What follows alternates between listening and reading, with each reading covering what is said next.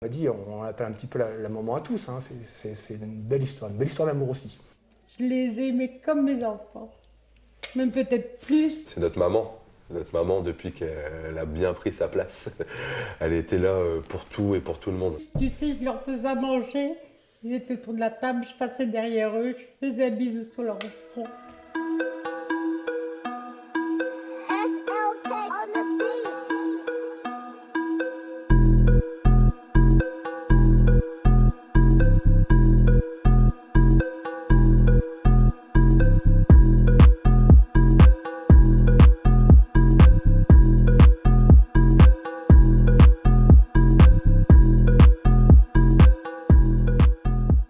Elle nous préparait à manger, elle nous préparait les à côté, toujours là aux entraînements, toujours là le jour des matchs, elle faisait les déplacements avec nous, elle était partout.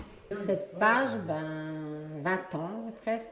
Je me suis occupée des tout petits, puis après des seniors, et j'ai accompagné les seniors pendant 17 ans. 17 ans de bus, de tous les déplacements, tout, j'en ai jamais manqué un. Elle était partout, comme si elle avait 20 mains. Feuilles de match, table de marque, matériel, la petite boubouffe qui va bien, les sandwichs dans le bus. Il m'a dit c'est celle qui me préparait des banquets à faire rougir et à faire pâlir tous les autres concurrents, même s'ils jouaient avec des gros budgets par rapport aux nôtres. Elle préparait des buffets monstrueux après les repas ou... Après les repas des buffets. Après les matchs, pardon. Ah, mais c'est un lapsus Ouais, voilà, non, mais c'est clair, il y avait à manger. Tout le monde hallucinait. Ici, je faisais les repas, les buffets après match. Je passais ma vie ici. Il me demande encore, des fois, de faire des pâtes au chorizo. Je rigole. Du thon mayonnaise. Je leur en faisais des plats. Des marmites énormes. Ça, c'était des bons souvenirs. Des banquets de rugbyman. Ah, puis ils adoraient, écoute. Ils en demandaient tout le temps, c'était marrant. C'était marrant. Même mon fils, il a été élevé ici. Hein. Mon dernier, il avait 5 ans, il a été élevé ici. C'est sa maison. Au départ, c'est mon neveu qui jouait dans l'équipe première, que je suis venue voir. Et puis mes fils, ils avaient 4 ans et 11 ans. Ils ont voulu commencer à jouer au rugby.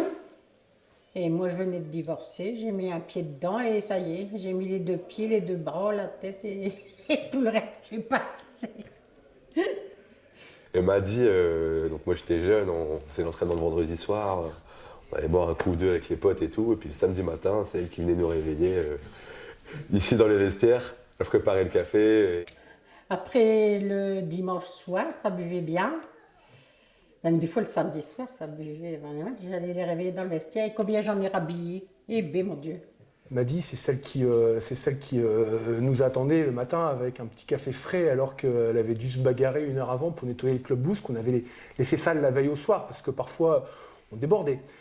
J'en ai rhabillé des mecs à poil dans les vestiaires, là, parce que quand c'est comme ça déconne. Hein.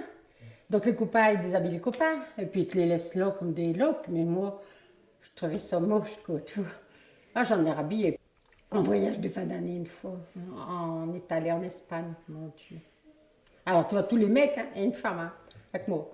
Donc moi, dans les chambres, je dormais avec les mecs, quoi. Enfin pas dans leur lit, mais je dormais avec les mecs, j'étais la seule femme. Qu'est-ce qu'on pouvait rigoler, mais ils en faisaient des conneries, tu sais. Mon Dieu Seigneur. Elle m'a dit c'est celle qui venait nous tirer les bretelles quand il y avait un joueur marié qui dansait d'un peu trop près avec une demoiselle qui passait par là. Des jolies demoiselles qui étaient un peu trop collantes. Ah là là. Il paraît qu'elles se faisaient un peu chasser. Ah, comme il faut. Des fois, je disais... Non, mais il y en avait, c'était des pots de colle, les filles. Elles savaient très bien que les mecs, après les matchs, ils vont boire un petit coup. Elles savaient très bien que Pierre-Paul Jacques, ils étaient mariés. Et les femmes, elles le savaient que je surveillais. Non, les moquettes, je disais, allez, les moquettes dehors. Non. Oh, je surveillais bien. Je les empêchais de fauter, mesdames. Et elles le savaient. Hein. Elle m'a dit, elle est là, bon, tu peux y aller. Et dans les bus aussi, t'ont pas raconté les histoires de fond du bus, punaise, là aussi. J'en connais un peu, mais... Mon Dieu, je pourrais écrire un livre. Ça serait moche de dire qu'il n'y a rien qui me manque. Mais bon, si des fois je dis, oh bah tiens, avant, à telle heure, je faisais ça, à telle heure, je faisais ça. Mais des fois, je réfléchis, je me dis, mais comment j'ai pu faire tout ce que j'ai fait, sans m'inventer, hein. Mais comment j'ai pu faire tout ce que j'ai fait? J'arrive pas à comprendre. C'est beaucoup de temps donné quand même, hein. Ah, j'ai donné, je sais pas. Sans compter. Ouais, sans compter. Et ce serait à refaire. Je le referai. Aussi longtemps? Peut-être bien, oui. Pendant au moins 17-18 ans, j'adorais ce que je faisais. Bah, si je le faisais, je ne suis pas maso non plus, hein. C'était mes gosses, ils le savent de toute façon. Excuse-moi. Ça remonte. C'est 20 ans de souvenirs et d'amour Ouais. qui remontent. Ouais, parce que moi, je suis entière quand je donne, et je donne tout. Je donne pas moitié, c'est tout ou rien. C'est notre maman, quoi. Elle a toujours été là. Toujours été là pour nous. Elle. Maddy, c'est celle qu'on croise encore aujourd'hui régulièrement et qui vient nous demander des nouvelles du petit de notre cousine parce qu'il a eu la rougeole il y a 3 ans et que ça s'était pas bien passé. Maddy, on l'appelle un petit peu la maman à tous, hein. C'est une belle histoire d'amour aussi. Et il y en a qui m'appellent toujours maman. Et c'était vraiment aussi tes enfants ou... Coupez les pleurer. Ouais, c'est mes enfants.